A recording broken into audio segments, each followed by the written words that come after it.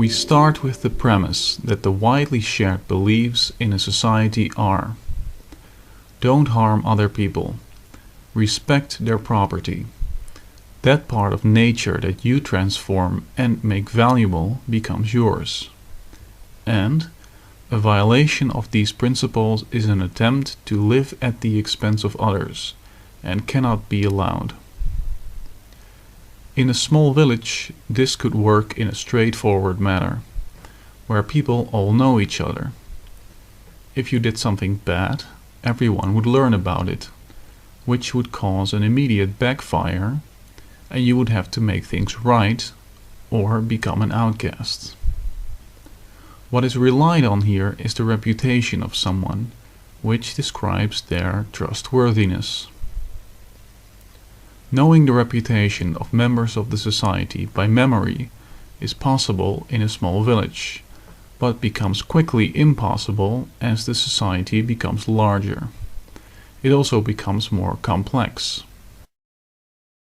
For example, one person has agreed to make a delivery at a certain time, but is delayed 2 hours because of a heavy storm.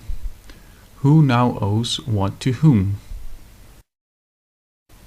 Or there is a rich person with a lot of resources and a not so rich person who wants to trade his labor.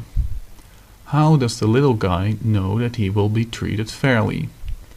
Who does he go to if his overtime isn't paid? Remember, there is no government in a voluntary society.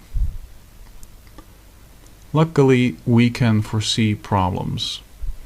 In a market where there is no government, it is a valuable asset, competitively speaking, to be able to show your potential business partners that you can be trusted. You set yourself up to be checked, and if you don't follow through, then you lose that asset that allowed you to be trusted. One way in which this principle could be formalized and professionalized is as follows. You pay a business for a special kind of database service. With this service, you have the ability to create permissions to add an entry, to create permissions to read the database, but no possibility to change or remove entries.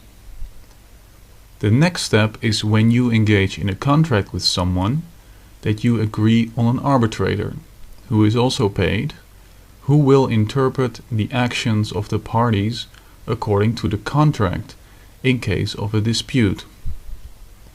The arbitrator gets an access code to make an entry in the databases of the parties. If there is a dispute and the arbitrator decides against you, and you are not willing to comply with the ruling, then the arbitrator will put his findings in your database. This means that you no longer have a way of showing potential trading partners that you are trustworthy, at least until you make things right. And in this market where such a proof has become the norm, you will be at a great disadvantage. Trading partners also require from each other that the arbitrator keeps a publicly accessible list of the unresolved disputes by way of the details of the violator and the full details of the case.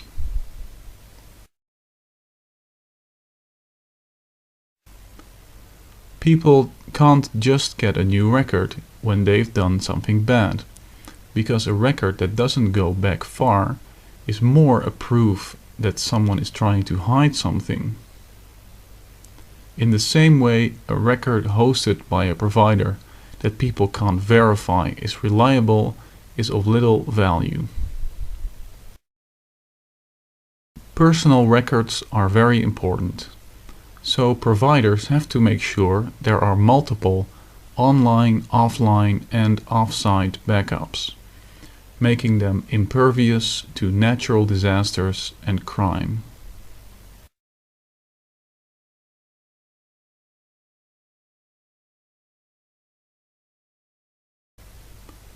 People will only agree on arbitrators that they trust, because they don't want to be judged unfairly. People will also want arbitrators that are trusted by many other people, so that a strike in the other person's record will have a big impact, lowering the risk of being cheated by the other party. Another differentiating factor is the knowledge the arbitrator has about the specific kind of business that is being done. A dispute about farm animals requires a different set of knowledge than a dispute about microchips. The only way to get a good idea of the behavior of an arbitrator and their performance in a specific field is that they give insight into the cases that they've handled before. They could make the cases anonymous or give people a discount to be able to publish it, and cases where someone doesn't go along with the ruling get published anyways. Consumers also have a need in being able to make their case public themselves, with possible extra evidence, if they think they've been wronged by an arbitrator. Independent organizations could facilitate in all these functions so that people can find out about arbitrators, their specialties, their performances, their prices, and to keep them in check. The career of an arbitrator is thus built on making sound judgments, and in a voluntary market will face a quick ruin if they stray from this.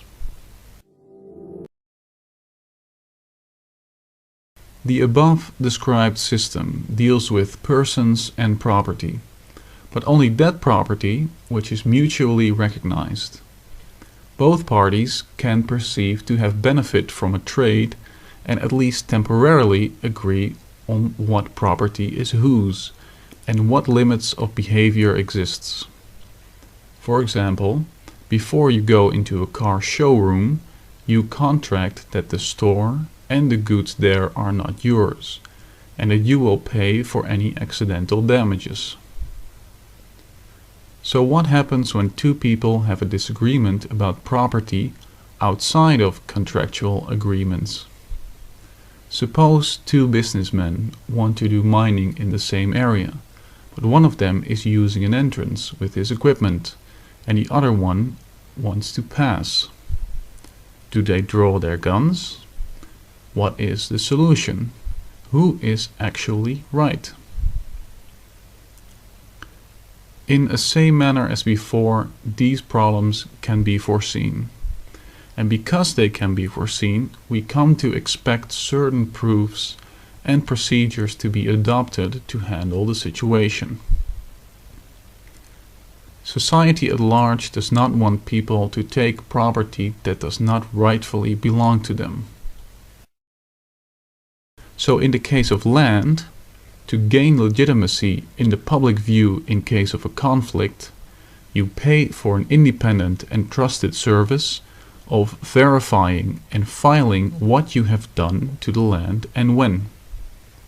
If you have publicly trusted records that you built a house somewhere 20 years ago, and some other person shows up who declares it is his, yet he has no verifiable and trusted record of this, then we can safely conclude that the second person is either a criminal or deranged.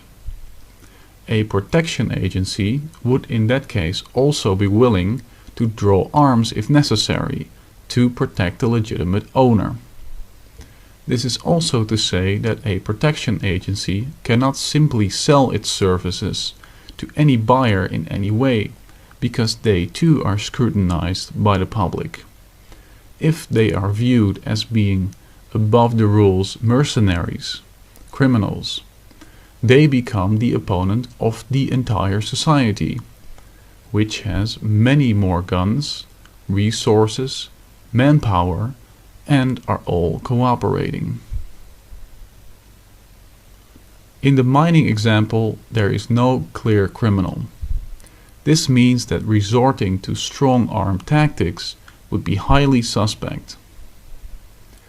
Because it is easy to see that this kind of non-contracted dispute can also occur, it becomes expected from people engaging in new land use to have a predetermined and knowable list of arbitrators that they are willing to use in such a case. As different fields have different arbitrators specializing in them, farming, drilling, mining, etc., there will be suitable arbitrators that are successful and respected. We expect these to occur on those lists. All of this would be the reasonable solution. If one of the two parties feels he is being treated unfairly, he will always have the trump card of going to the press and making the case public, for which there can be a high price to pay by his opponent.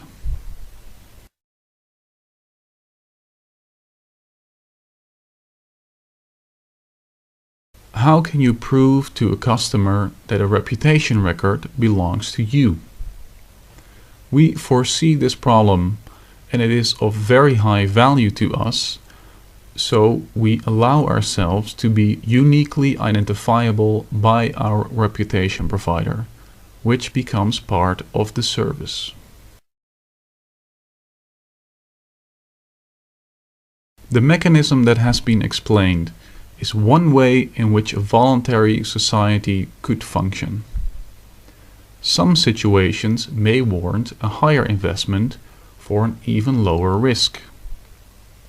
For industrial land disputes, they may settle on using multiple arbitrators from the field who decide through a vote.